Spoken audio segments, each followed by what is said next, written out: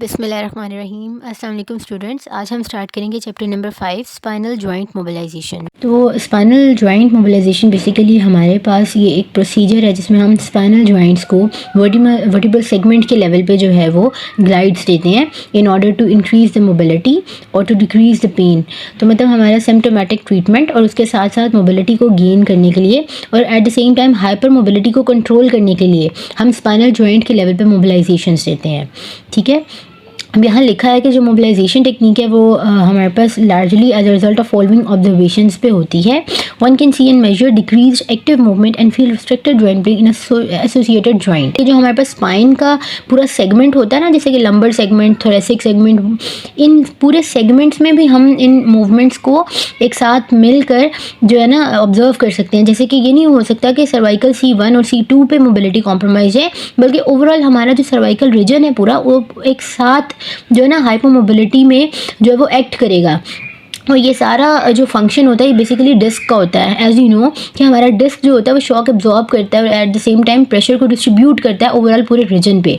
तो इस जो है फंक्शन की वजह से हमारे पास आसपास की जो एसोसिएटेड जॉइंट्स होते हैं वो भी इन्वॉल्व हो जाते हैं। जैसे कि यहाँ पे मेंशन है कि we can see and measure the decrease active movement and feel restricted joint पे इन द एसोसिएटेड जॉइंट। अब यहाँ पे जो एसोसिएटेड जॉइंट है वो जॉइंट प्रॉक्सिमिटी में, क्लोज प्रॉक्सिमिटी में उनकी बात हो रही है।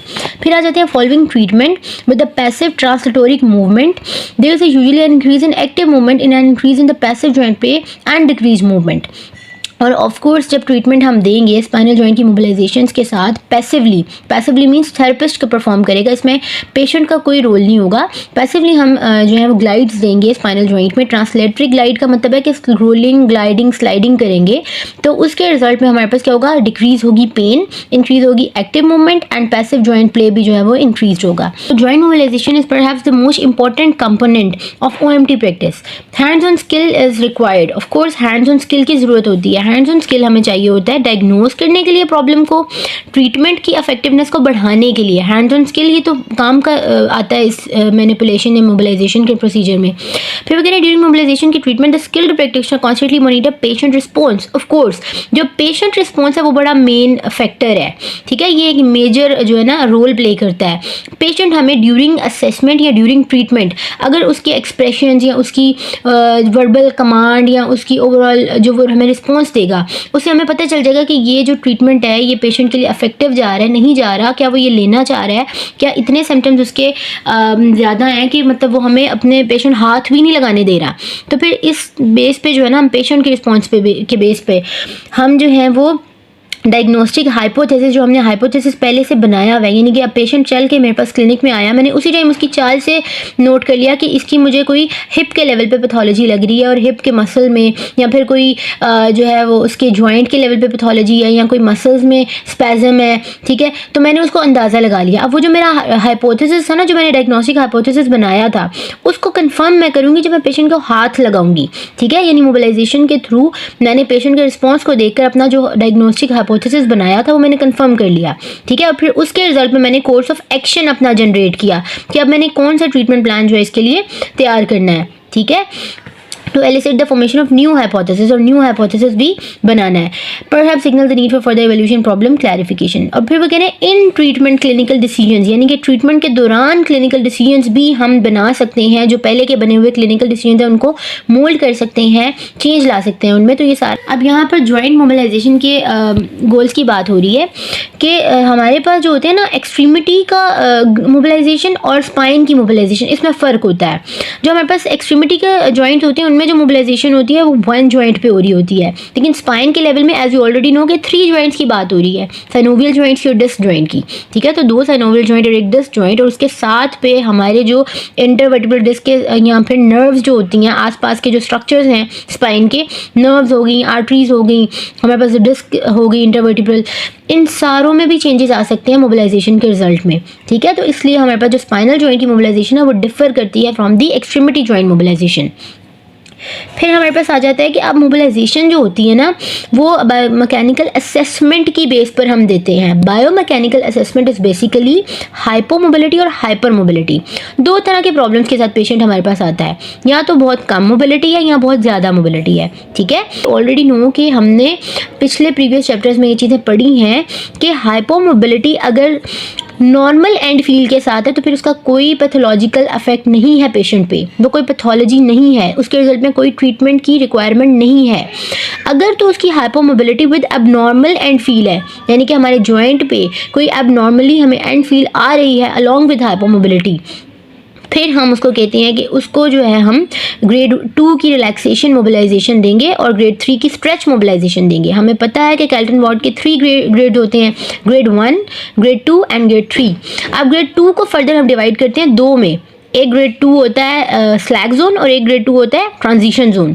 स्लैग जोन क्या होता है? जिसमें टाइटनिंग आ रही होती है बट कंसिडरेबल रेजिस्टेंस फील नहीं होता है। बट ट्रांजिशन जोन वो होता है जिसमें हमें मोर मार्क्ड रेजिस्टेंस फील होता है। तो पॉइंट है 1, क्लास 1, 2 एंड क्लास 0। ये क्लास 1, 2 और 0 का जो काम है ना वो बेसिकली हमारे पास चैप्टर नंबर 3 में आप लोगों ने ये चीज़ पढ़ी थी। यहाँ पे हमने चैप्टर नंबर 3 में ये ग्रेडिंग पढ़ी थी कि जो हमारे पास हाइपोमोबिलिटी होती है वो 0 से स्टार्ट होती है। 0 मीन्स कि एनकाइलोज है जॉइंट, टोटल एनकाइलोज है, यानी कोई मूवमेंट नहीं हो सकती। 1 इज़ कंसिडरेबल डिक्रीज हुआ है, 2 इज़ स्लाइट डिक्रीज है and 3 is the normal grade, यानी कि नॉर्मली मूवमेंट हो रही है। इसके बरक्स अगर हम ग्रेड 4 पे जाएँ तो 4 is the slight increase in movement, 5 is considerable increase and 6 is complete instable joint, means के बहुत ज़्यादा हाइपर मोबिलिटी। आप देख सकते हैं क्लास 1 और 2 की बात हो रही है, मीन्स के क्लास 1 क्या थी? हाइपोमोबिलिटी में क्लास 1 हमने पढ़ी थी ना, 0 means ankylosed, 1 means considerable increase and 2 means slight जो है डिक्रीज स्ट्रेच। लेकिन जो 0 वाली क्लास होती है that is totally ankylosed fused joint, इसमें कोई मोबिलिटी पॉसिबल नहीं है। अब यहाँ पर आ जाते हैं, हमारे गोल्स की बात हो रही थी कि मोबिलाइजेशन के गोल्स क्या होते हैं स्पाइन में। मीन्स कि अगर हाइपर मोबिलिटी के साथ आया पेशेंट, हाइपर मोबिलिटी मीन्स के क्लास 4 और क्लास 5, यानी कि 3 तो नॉर्मल था ना हमारे पास, 4 और 5 का मतलब था कि तो 4 means slight and 5 means considerable increase हुआ है मोबिलिटी, क्लास 4 और 5 की हाइपर मोबिलिटी है। तो हमने उसमें स्टेबलाइज करना है जॉइंट को, तो हम स्टेबलाइजिंग ट्रीटमेंट को की तरफ जाएंगे। 6 में भी अगर हम बात करें क्लास 6 में, तो वहाँ पर हाइपर मोबिलिटी बहुत ज़्यादा इंस्टेबिलिटी के साथ होती है।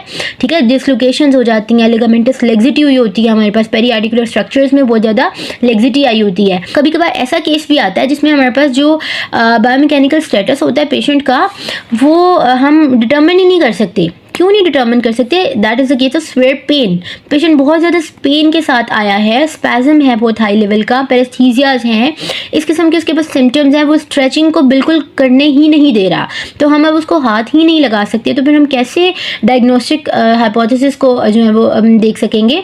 तो इस केस में हम जो है सिम्टोमेटिक ट्रीटमेंट की तरफ जाते हैं। सिम्टोमेटिक ट्रीटमेंट क्या होता है कि हम उसके पेन को, यानी कि जो उसका मेन जो सिम्टम है, जिसकी वजह से जो उसकी चीफ कंप्लेन है, ठीक है, जिसकी वजह से उसको आराम नहीं आ रहा, उस सिम्टम को हम ट्रीट करेंगे। ठीक है, तो ऐसे केस में हम ग्रेड 1 एंड 2 की रिलैक्सेशन मोबिलाइजेशन की तरफ ही जाएंगे, बिकॉज हमने उसको रिलैक्स करना है ताकि वो हम प्रिपेयर कर सके फॉर दी मोबिलाइजेशन। तो यहाँ पे उन्होंने शॉर्ट करके 3 गोल्स बताए हैं कि फर्स्ट तो पेन रिलीफ के लिए जो हमने पढ़ा था रिलैक्सेशन ग्रेड 1 एंड 2 की हम दे सकते हैं, ट्रैक्शन मोबिलाइजेशन, ठीक है, पैरास्थीसिया स्पैज़म्स को कंट्रोल करेंगे। देन रिलैक्सेशन मोबिलाइजेशन हमने यहाँ पर पढ़ा था कि हमने स्टेबलाइज करने के लिए। फिर आगे आता है स्ट्रेच मोबिलाइजेशन और manipulation. Manipulation we know that high velocity thrust quick mobilisation जो होती है, जो कि हाई वेलोसिटी की होती है और शॉर्ट एम्पलीट्यूड की होती है, तो शॉर्टेंड स्ट्रक्चर्स पे। अब यहाँ पर ये पॉइंट आपको बहुत क्लैरिफाई होना चाहिए कि शॉर्टेंड जॉइंट टिश्यूज जब होंगे, जब शॉर्ट होंगे, नॉट स्पैज़म, स्पैज़म के केस में नहीं, शॉर्टेंड टिश्यू के केस में हमने स्ट्रेचिंग की तरफ जाना है, हाई वेलोसिटी